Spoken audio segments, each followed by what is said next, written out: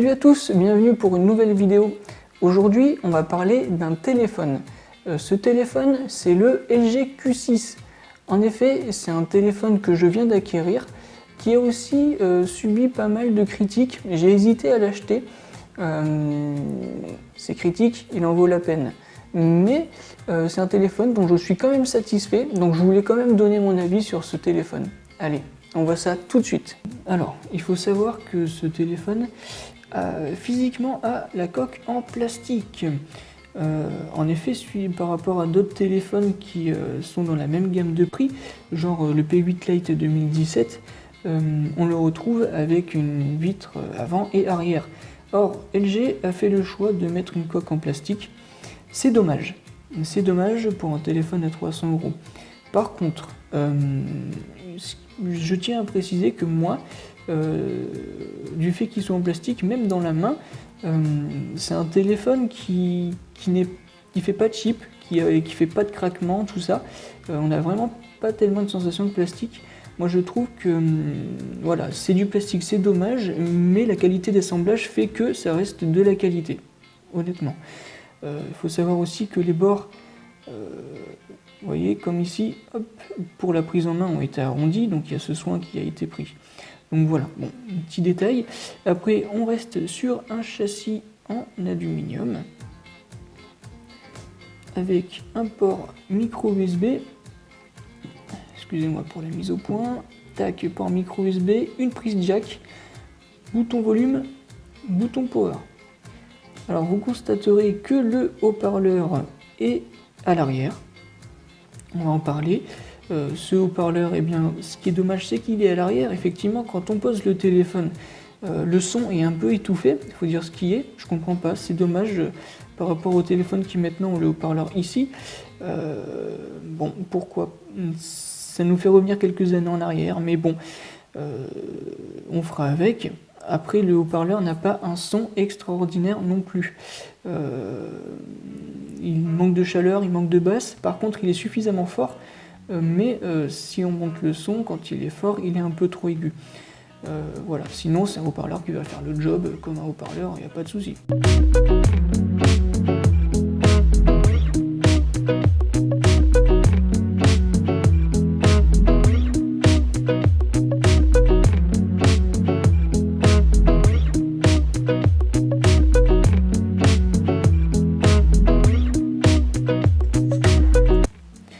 Ensuite, clock mode de LG, reconnaissance faciale. Alors, je vais vous montrer ça.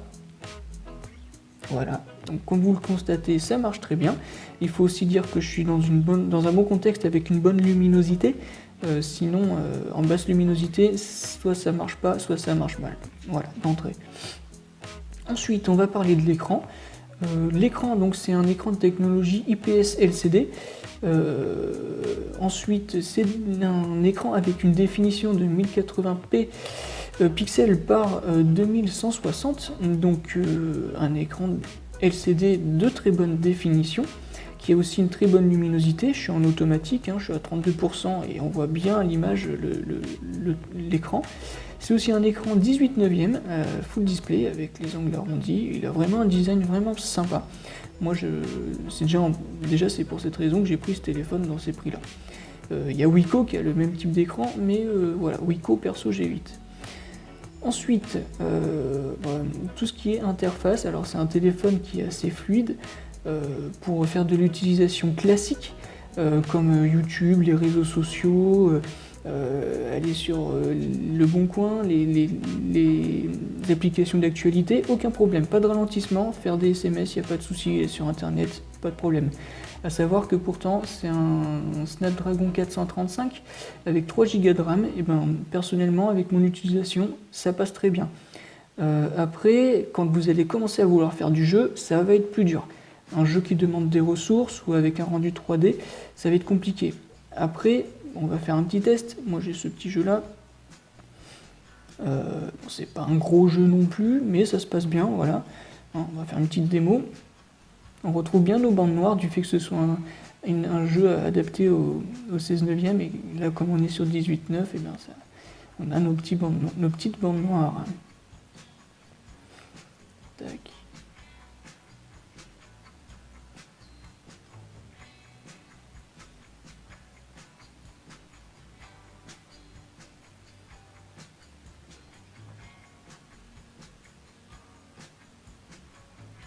Donc vous voyez, hein, le jeu se passe très bien. C'est pas un gros jeu, je le redis, mais voilà.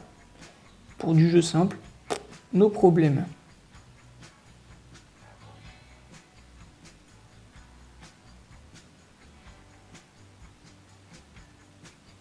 Voilà, maintenant que vous avez vu mon talent.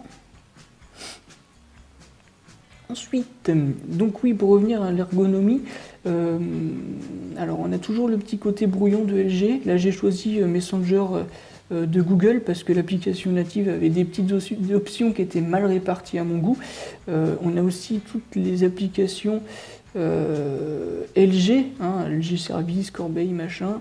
Après, il faut dire ce qui est, elles ne sont pas intrusives. Moi, elles ne me posent pas problème, je les laisse là où elles sont et j'ai pas envie de router mon téléphone pour les enlever. Pour les paramètres, on a beaucoup de paramètres, comme on retrouve sur beaucoup de téléphones Android maintenant, c'est les mêmes bases. Ce qui est bien, c'est qu'on peut aussi personnaliser la barre du bas. Tiens, on va y aller faire un petit tour, il faut juste que je le retrouve.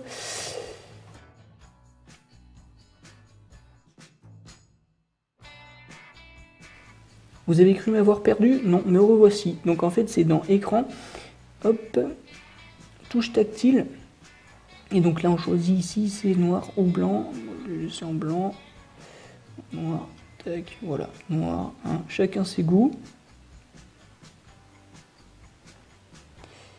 Et ensuite, donc c'est sympa. On peut rajouter le bouton de capture ou notification, par exemple. Là, je le mets là. Bien, je le mets là. Ou bien ça, je le mets là. Vous voyez, c'est pas compliqué. Donc c'est sympa. Ça peut toujours servir. Et j'ai gardé ma config. Alors attendez, tac, tac, voilà. Gardons nos habitudes. Ensuite, pour la version Android, c'est de l'Android 7.1.1. Il est prévu, à ce qui paraît, qu'il passe en Android 8. Waouh, je fais de ces mix. Voilà, Android 7.1.1. Qu'il fasse un Android 8, on va attendre, on verra. Soyons patients pour en être sûr. Ensuite, on va parler de la batterie. Alors la batterie, une batterie de 3000 mAh qui pour moi est largement suffisant, sachant aussi que je l'utilise pas mal. Je regarde par exemple, j'écoute la musique sur YouTube. Oui, c'est particulier, mais j'écoute la musique sur YouTube pendant toute une après-midi. J'écris des SMS, je fais de la navigation. Et je fais aussi beaucoup de mise à jour d'actualité sur les technologies. Et donc, aucun problème. En fin de journée, on va dire que ouais, je tombe à 30%. Donc, c'est une batterie qui va tenir une journée, difficilement deux, mais qui va être amplement suffisante, en tout cas pour mon utilisation. Je ne sais pas si je l'ai déjà dit, mais je le répète, c'est une batterie de 3000 mAh. Ensuite, l'appareil photo, eh bien, on a un appareil photo de 13 mégapixels, alors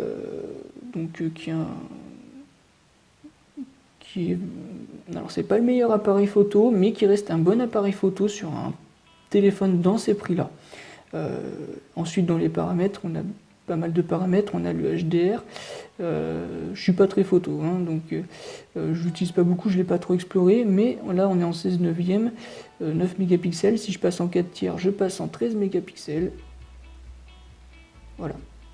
Il ne l'a pas pris. Non, il ne l'a pas pris. Voilà. 4 tiers, 13 mégapixels.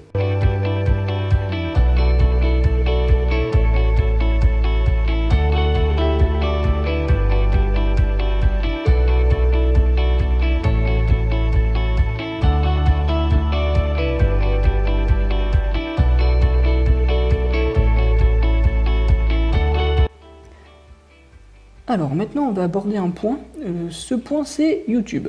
Pourquoi? Parce que YouTube, je vais vous montrer que malgré que ce soit un écran 18 neuvième et qu'on retrouve nos bandes noires sur les côtés, vous allez voir tout de suite ce que je veux dire, eh bien il s'adapte. Et voilà.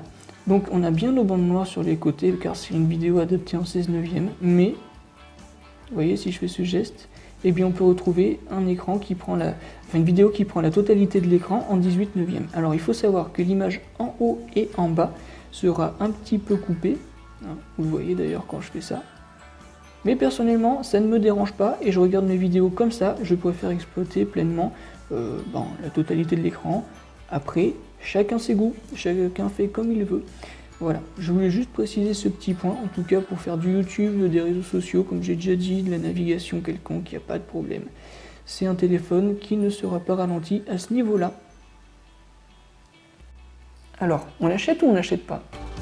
Je dis oui si c'est un téléphone que vous voulez dans un budget de 300 € pour faire de l'utilisation classique, telle que de la navigation, des réseaux sociaux, avoir un bel écran, voilà. Si vous voulez de la performance ou alors faire du jeu, dans ce cas, passez votre chemin, prenez du plus haut de gamme. C'est un téléphone, alors oui, qui a une coque en plastique, qui n'a pas de reconnaissance d'empreinte digitale, mais qui a une reconnaissance faciale. En attendant, c'est un téléphone qui en vaut la peine.